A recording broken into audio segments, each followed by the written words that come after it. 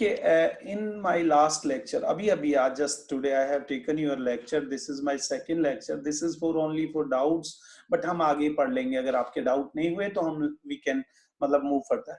तो इसमें अभी ये था कि I was talking about the relative velocity. तो रिलेटिव वेलोसिटी को जब मैं बता रहा था तो I got a call from your side, I think Khushpreet ने कॉल किया था मुझे, and she was asking me about the problem, that is क्या प्रॉब्लम क्या था। वो पूछ रही थी कि जब दो बॉडियां अपोजिट में मूव करती हैं तो उनकी रिलेटिव वेलोसिटी हम लोग कैसे निकालते हैं सर। तो मैं उसको पूरा बता देता हूं। तो आपको रिलेटिव वेलोसिटी का पहले तो कॉन्सेप्ट पता होना चाहिए। वैसे तो हम इसको डिफाइन करते हैं the relative change in position upon time, यानी कि या फिर हम इसको कह सकते हैं rate of relative change in position. Rate word लगने का मतलब है उसके नीचे हम लोग क्या लगा लेते हैं, टाइम से किसी पोजीशन को डिवाइड कर देते हैं। बट देखिए, पोजीशन अपॉन टाइम को वेलोसिटी कहते हैं, अगर रिलेटिव पोजीशन अपॉन टाइम को रिलेटिव वेलोसिटी कहेंगे। अब रिलेटिव वेलोसिटी वाले इसको समझाने के लिए मैंने आपको वैसे पहले ही बताया था कि मान लीजिए दो स्टूडेंट्स हैं, वो अपनी अलग अलग पोजीशन पे हैं ओरिजिन से। एक की पोजीशन एक्स ए ओ है, दूसरे की पोजीशन एक्स बी ओ है। दोनों स्टूडेंट्स टी टाइम तक मूव करते हैं, एक वी ए वेलोसिटी से, एक वी बी वेलोसिटी से। तो अब आपको ये पता चल गया होगा कि अगर मैं फर्स्ट स्टूडेंट की बात करता हूं, अगर मैं फर्स्ट स्टूडेंट की बात करता हूं बेटा, तो यहाँ पे क्या आ रहा था, ये तो उसकी इनिशियल पोजीशन थी ओरिजिन से। अब वो वी वेलोसिटी से मूव कर रहा है टी टाइम के लिए, तो डिस्टेंस इतना और ऐड हो गया है, तो फाइनल डिस्प्लेसमेंट जो हुआ उसका वो एक्स ए हुआ। ठीक, ऐसे ही सिमिलरली सेकेंड बॉडी का फाइनल डिस्प्लेसमेंट जो हुआ एक्स बी हुआ। इनिशियल पोजीशन तो उसकी ओरिजिन से बी ओ थी, बट वीबी वेलोसिटी से टी टाइम के लिए मूव करने पर ये डिस्प्लेसमेंट और ऐड हो गया उसमें, तो फाइनल डिस्प्लेसमेंट दोनों के ये आ गई, एक का ये है, दूसरे का ये डिस्प्लेसमेंट है। अगर मैं रिलेटिव वेलोसिटी को क्या बोला था, रिलेटिव चेंज इन पोजीशन, यानी कि अब एक की वेलोसिटी, फर्स्ट पार्टिकल की वेलोसिटी, मान लो फर्स्ट बॉडी की वेलोसिटी ये हो गई फाइनल पोजीशन, और सेकंड की ये हो गई। मैंने क्या कहा था, रिलेटिव वेलोसिटी बेसिकली होती क्या है, अगर मान लीजिए एक ऑब्जेक्ट रेस्ट में और दूसरा मूव कर रहा है तो उसकी एक्चुअल वेलोसिटी पता चल जाएगी ऑब्जेक्ट की। अगर दोनों ही मूव करने लगे तो वो एक की एक्चुअल वेलोसिटी नहीं होगी, एक की दूसरे के रिस्पेक्ट में क्या वेलोसिटी है वो होगी, और उसी को रिलेटिव वेलोसिटी कहते हैं। तो अब मैंने अभी अभी आपको बताया कि ये फर्स्ट पार्टिकल की फाइनल पोजीशन है और ये सेकंड पार्टिकल की फाइनल पोजीशन है। अगर I subtract from first minus second, तो फर्स्ट का इक्वेशन ये था और सेकंड का ये है। आपको पता ही है, फर्स्ट मान लो मैं अगर बात करूं तो ये फर्स्ट इक्वेशन है, ये सेकंड इक्वेशन, जो ये वाला इक्वेशन है ये सेकंड इक्वेशन है। अगर दोनों को हम सब्सट्रैक्ट कर दें एक दूसरे में से, तो लेफ्ट साइड ये आ गई और राइट साइड ये आ गई। अब हम इसको डिस्प्लेसमेंट की बात करते हैं। यार, ये वाला जो डिस्प्लेसमेंट था ये तो इनिशियल डिस्प्लेसमेंट था ही था, ये तो इनिशियल था, ये फाइनल है। तो जो चेंज हुआ डिस्प्लेसमेंट वो कितना हुआ, इनिशियल प्लस ये चेंज इन डिस्प्लेसमेंट। तो ये चेंज इन डिस्प्लेसमेंट है, तो अगर जो वेलोसिटी होती है वो डिस्प्लेसमेंट अपॉन टाइम होती है, तो खाली मैं इसी डिस्प्लेसमेंट को तो लूंगा ना, चेंज इन डिस्प्लेसमेंट को या चेंज इन पोजीशन को, और उसे टाइम से डिवाइड कर दूंगा, तो दोनों टाइम से टाइम कैंसिल हो जाएंगे, तो मेरे को यहाँ पे वेलोसिटी मिल जाएगी। इस वेलोसिटी को मैं कह रहा हूं relative velocity of A with respect to relative velocity of B. That is means, अगर मैं इसको रिवर्स कर दूं तो वी ए यहाँ पहले आ रखा है और वी बी बाद में है। अगर मैं इसे relative velocity of B with respect to A कर देता हूं तो this could be V B minus V A. तो ये आपके ऊपर डिपेंड करता है कि किस ऑब्जेक्ट की वेलोसिटी किसके रिस्पेक्ट में आप निकाल रहे हो। तो this is the derivation for relative velocity, right. अब मैंने आपसे ये कहा कि अगर दो ऑब्जेक्ट सेम डायरेक्शन में मूव करते हैं तो उनकी रिलेटिव वेलोसिटी डिफरेंस होता है उनकी वेलोसिटियों का, या तो V A minus V B कह लो या V B minus V A. अगर अपोजिट में मूव करते हैं वो, तो वो ऐड हो जाते हैं। अब आप कहते हो सर ऐसा क्यों होता है, भाई अपोजिट में तो माइनस होने चाहिए और सेम डायरेक्शन में ऐड होने चाहिए। बट मैंने आपको कहा बेटा हम रिलेटिव वेलोसिटी का कॉन्सेप्ट पढ़ रहे हैं, इसमें सेम डायरेक्शन में माइनस होता है और अपोजिट में प्लस होता है। ऐसा क्यों होता है? ऐसा भी कह सकते हो कि मान लो हमारे पास में दो ऑब्जेक्ट हैं, अगर वो दोनों सेम डायरेक्शन में मूव कर रहे हैं, सपोज एग्जांपल के लिए कह सकते हैं कि there are two trains, both are moving from Patiala to Ambala. Initially एक की वेलोसिटी ज्यादा है, अंबाला से चल रही है दोनों एक साथ अलग अलग ट्रैक पर। अब एक की वेलोसिटी ज्यादा दिखाई दे रही है, एरो लंबा होने का मतलब उसका मैग्नीट्यूड ज्यादा है, एंड सेकंड वन की वेलोसिटी जो है वो कम दिखाई दे रही है। तो अब मैंने कहा दोनों वैसे तो क्या है, सेम डायरेक्शन में है, तो इनका रिजल्ट VA माइनस VB आएगा। ब्रैकेट में देख रहे हो ना ये माइनस, तो रिजल्ट VA माइनस VB आएगा। क्यों आएगा अब ये देखो। सबसे पहले मैंने आपको बताया कि हम रिलेटिव वेलोसिटी जब पढ़ रहे हैं तो ये था कि जब दोनों बॉडी मूव कर रही हो तो एक की वेलोसिटी दूसरे के रिस्पेक्ट में। तो एक्चुअल वेलोसिटी में क्या होता है, एक बॉडी रुकी हुई होती है, रेस्ट में लाना होता है। तो हम यहां भी वही कर लेते हैं, यानी कि जो बी बॉडी है वो देखो दोनों सेम डायरेक्शन में, ध्यान रखना बेटा सेम डायरेक्शन में, तो दोनों प्लस के होंगे। ये VA भी प्लस का होगा और VB भी प्लस का होगा, क्योंकि वेलोसिटियों की डायरेक्शन पे डिपेंड करती है, क्योंकि वो वेक्टर क्वांटिटी होती है। इफ डायरेक्शन इज सेम तो वो दोनों पॉजिटिव हैं, दोनों के मतलब साइन जो होंगे एक जैसे होंगे। अब यहाँ पे मैंने क्या किया, जो बी बॉडी है उसको मैं रेस्ट में ला रहा हूँ। रेस्ट में लाने के लिए this was the actual velocity VB left to right, but मुझे रेस्ट में लाना होगा तो उसके अपोजिट वाली वेलोसिटी मुझे उसमें ऐड करनी पड़ेगी। अगर मैं अपोजिट में वेलोसिटी लूंगा तो पॉजिटिव की जगह ये अगर पॉजिटिव है तो ये क्या आएगा, मेरा माइनस आ जाएगा। तो अब दोनों को ऐड करेंगे तो टोटल मिलकर के यहाँ क्या आ जाएगा, ये जीरो वेलोसिटी, यानी कि बॉडी रेस्ट में आ गई। ऐसी सिचुएशन में तो सेम जो ये प्रोसेस मैंने बी के साथ किया है, माइनस VB लगाया है, तो बेटा वही मेरे को माइनस VB उधर भी लगाना पड़ेगा ए के साथ में।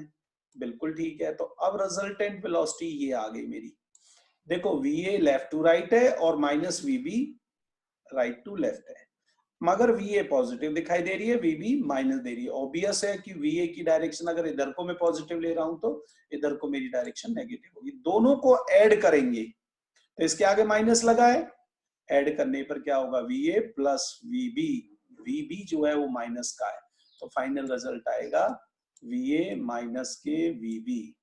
This is the case when two bodies are moving in the same direction, right? अब आता है हमारे पास में कि जब when two bodies are moving in the opposite direction, अगर दो बॉडी अपोजिट डायरेक्शन में मूव कर रही हैं तो अब हम यहाँ पे क्या यूज करेंगे बेटा, देखो ये VA लेफ्ट टू राइट है, VA लेफ्ट टू राइट है, और जो VB है वो राइट टू लेफ्ट है। तो ऑब्वियस है VA में अगर ये जो साइन प्लस का है VA, तो VB माइनस का होगा, क्योंकि डायरेक्शन अपोजिट हो गई है, एरो भी अपोजिट में दिख रहे हैं आपको। तो अगर मैं VB को रेस्ट में लाता हूं बेटा, एक मिनट,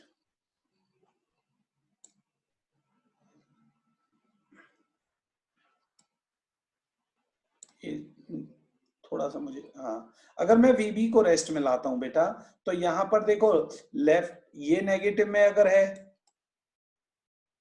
तो उतना ही मुझे उसके अपोजिट वाला सेम ऐड करना पड़ेगा। तो दोनों को ऐड करेंगे तो दोनों, एक माइनस का एक प्लस का है, तो फिर से क्या आ जाएगा, यहाँ पर जीरो आ जाएगा।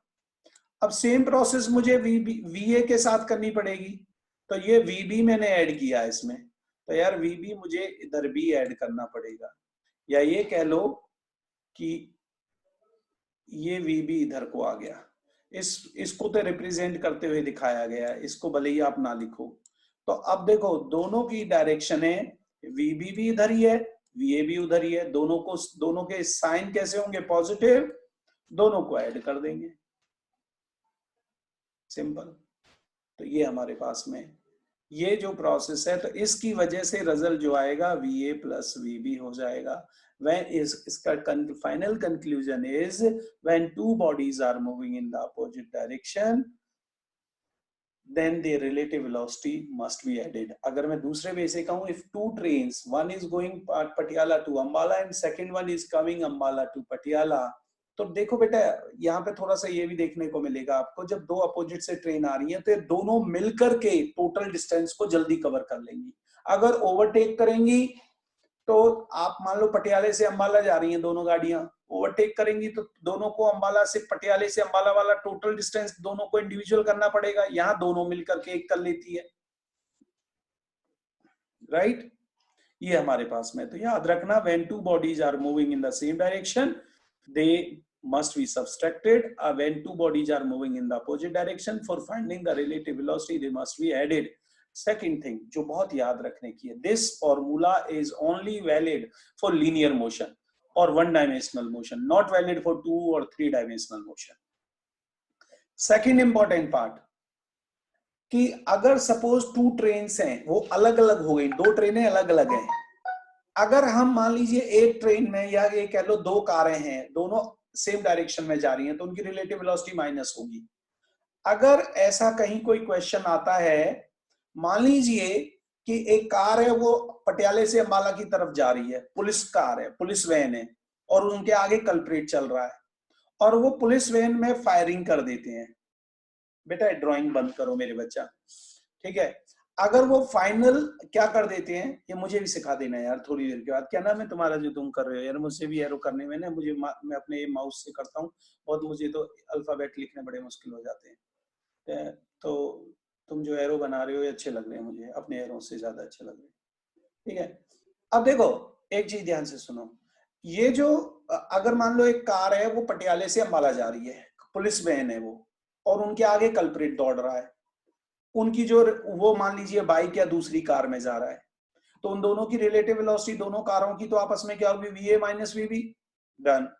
बट अगर मान लीजिए पुलिस वाला, सपोज आपकी ओपन रूफ कार है और उसमें से फायरिंग कर देते हो, तो जो बुलेट है वो भी पटियाले से अंबाला की तरफ ही जा रही है और कार भी पटियाला से अंबाला, तो इस केस में रिलेटिव वेलोसिटी सेम डायरेक्शन वाला कॉन्सेप्ट नहीं ऐड होगा। यहाँ जो बुलेट की एग्जैक्ट वेलोसिटी होगी वो कार की वेलोसिटी भी उसमें ऐड हो जाएगी, क्योंकि आप उसी कार में हो और उसी में बुलेट को से फायर कर रहे हो।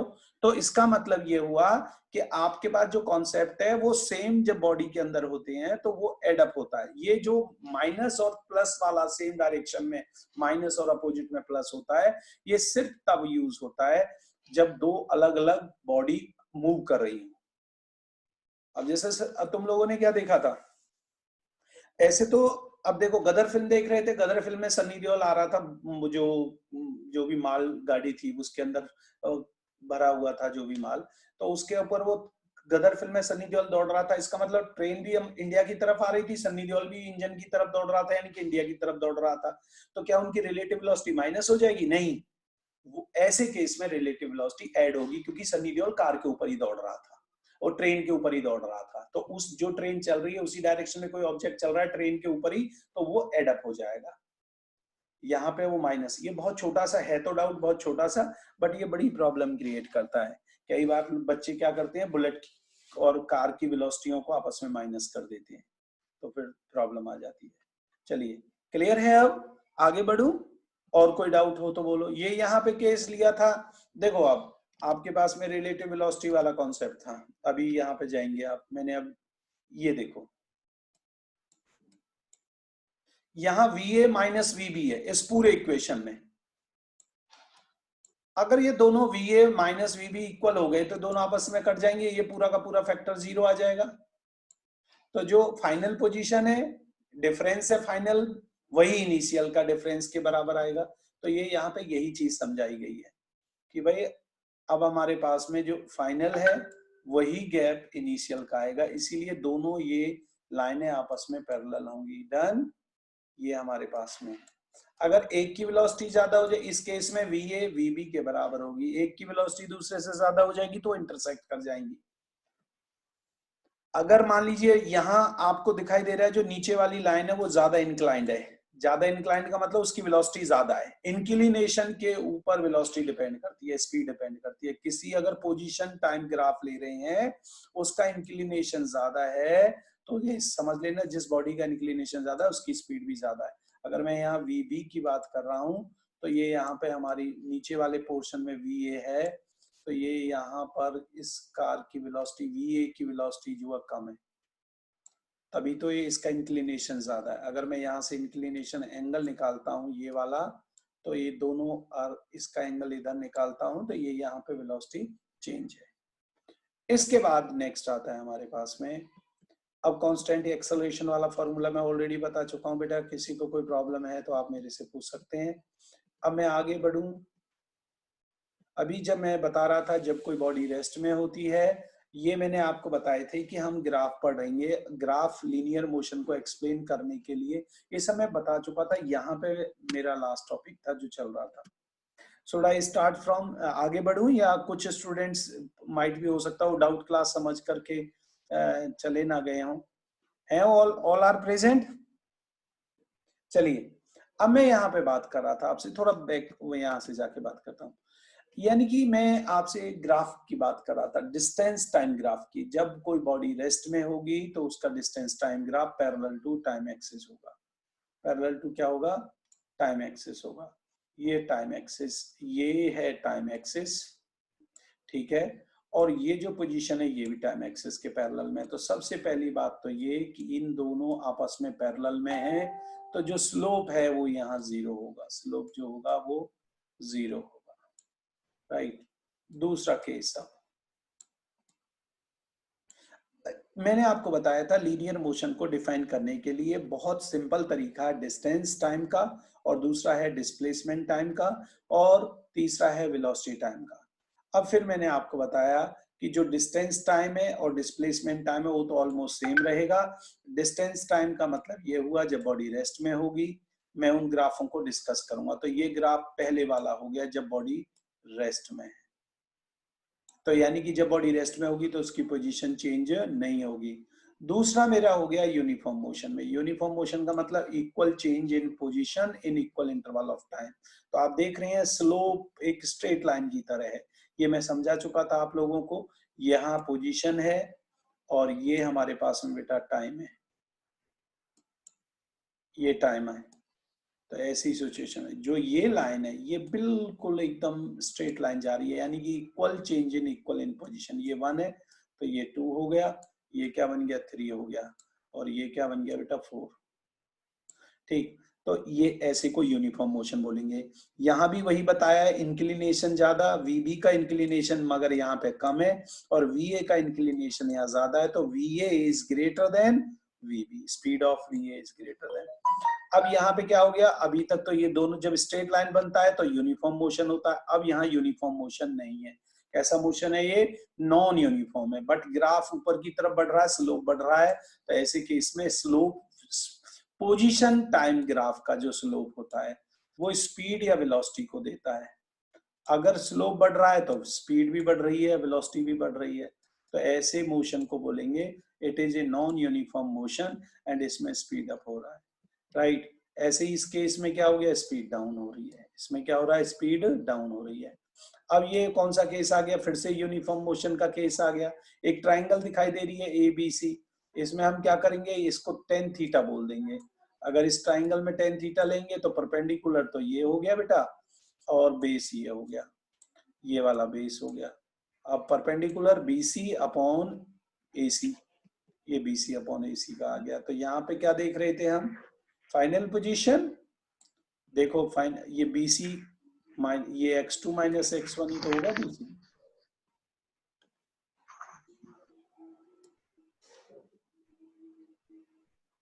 x2 minus x1,